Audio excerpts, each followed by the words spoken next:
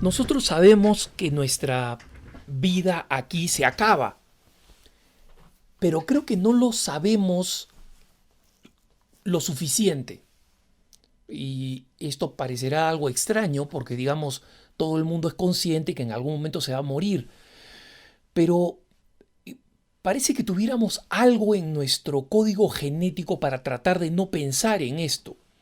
Y se los digo por experiencia propia porque, como ustedes saben, hace poco tuve que lidiar con la muerte de mi hermano, relativamente temprana, bastante menor que yo, relativamente joven, y un hombre bueno, de buen corazón, y que se fue con toda la gracia de Dios.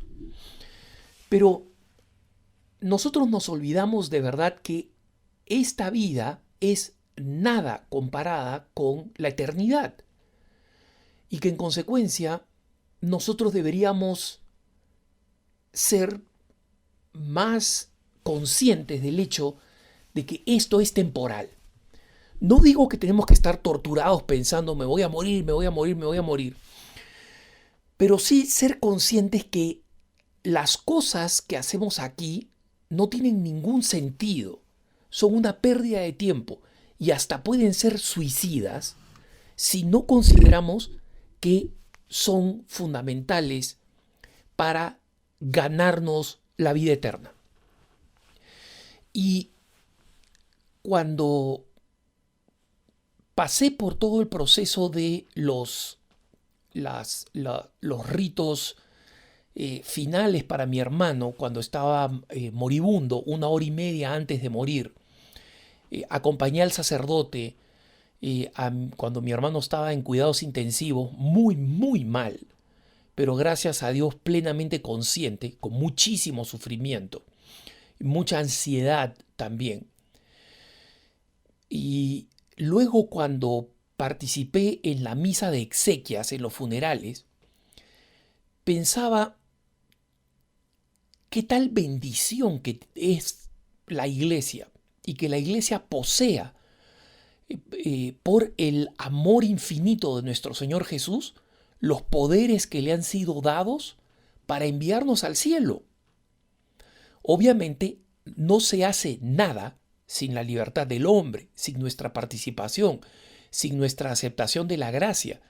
Pero si nosotros aceptamos la gracia, como fue el caso de mi hermano, que en los últimos años moralmente no había vivido cerca de Dios, esa gracia y la conciencia de querer aceptarla y traerla en la propia vida, tienen un poder enorme, tienen el poder más grande del mundo, el poder más grande del mundo.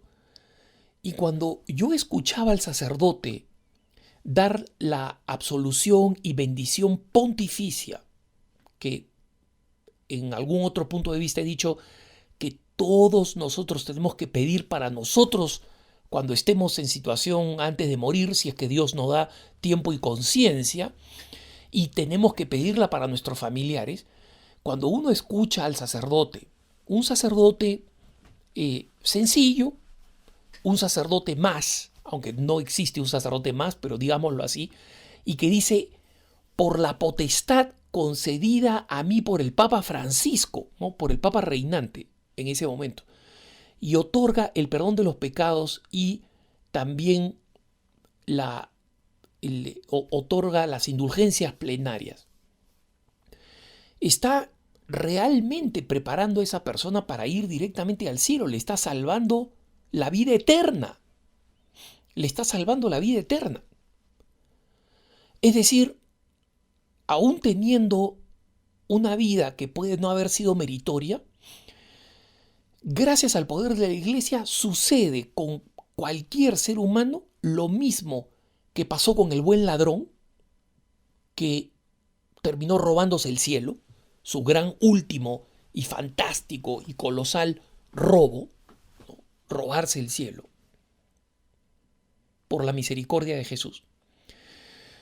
Y se cumple lo del, misteriosamente, lo del dueño de la viña que contrata a los trabajadores y les paga lo mismo a los que han trabajado desde temprano, y a los que han llegado a la última hora.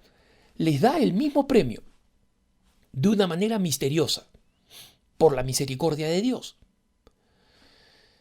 Entonces, cuando uno escucha con atención ejercer el sacramento, y cuando uno escucha el poder de intercesión de la Santa Madre Iglesia en la misa de exequias, en la misa del funeral, realmente es increíble pensar en el poder enorme que tiene la Iglesia de interceder por un cristiano, y a través de las verdades que predica en la misa de exequias es simplemente el poder más grande sobre la tierra, porque es el poder para salvar, el poder para salvar, el poder para cambiar el destino eterno de una persona, eterno. Y es un poco triste que los funerales sean eventos sociales, ¿no? Porque como consecuencia de ello, como sucede también con los matrimonios, donde aparecen las personas que no están nunca en la iglesia, el contenido propio de la misa exequial, las cosas que afirma, los actos de fe que tienen sobre el poder intercesor de los santos y de la comunidad de los fieles que está allí reunida, y de todos los fieles que están en el mundo y que participan del sacrificio de la misa, y que en cada misa decimos por los fieles difuntos. Esa oración derrama, envía, transmite gracias infinitas y abundantes sobre todos los difuntos, pero no solamente sobre todos los difuntos, no pensemos en genérico, sobre tu difunto, hermanito, hermana, sobre ti muriéndote, sobre mí muriéndome, sobre mi difunto, sobre mi hermano Sergio, sobre mi papá Salvador, sobre mi hermana Sandra. Todos ellos ya camino al cielo gracias a este poder inconcebible, increíble de la iglesia. Ese es el poder de la iglesia. Cuando se junta todo el poder económico de la iglesia, estaba viendo números y voy a dedicar un programa cara a cara al tema. Ustedes saben que los recursos económicos de toda la iglesia, no hablo del Vaticano, sino de todos los católicos, en las donaciones que dan, en las ayudas, en los bienes de la iglesia, etc., son la mitad del presupuesto de una empresa como ExxonMobil, por ejemplo, la empresa petrolera más grande del mundo. Y se dan cuenta cómo el poder económico de la iglesia, entre comillas, es una piltrafa comparado con organizaciones multinacionales. Porque es un mito que ese sea el poder de la iglesia. El poder de la iglesia es es el de salvar. Porque qué dictador ultrapoderoso, qué presidente, el presidente Obama, el presidente Putin, la presidenta chilena que fue a visitar a una adolescente que le ha pedido a ver si la ayuda o si la deja morir porque tiene una enfermedad degenerativa. Y la presidenta ha dicho: yo no puedo hacer nada. Y es lógico que no puede hacer nada. Nadie puede hacer nada. Bill Gates con su fortuna o cualquier otro. El poder del mafioso más grande del mundo. ¿Qué puede hacer? No puede hacer nada. No puede hacer nada frente a la muerte. Y esto lo han dicho una cantidad numerosa de santos. San Francisco de Borja, por ejemplo. Y su profunda conversión cuando era parte de la corte española, poderoso, muy influyente, muy rico, y le tocó reconocer el cadáver de la reina, que había muerto fuera de Madrid, fuera de Toledo, y era traída en medio del verano, y en consecuencia, cuando abrieron el ataúd, reina y todo, estaba en estado de putrefacción.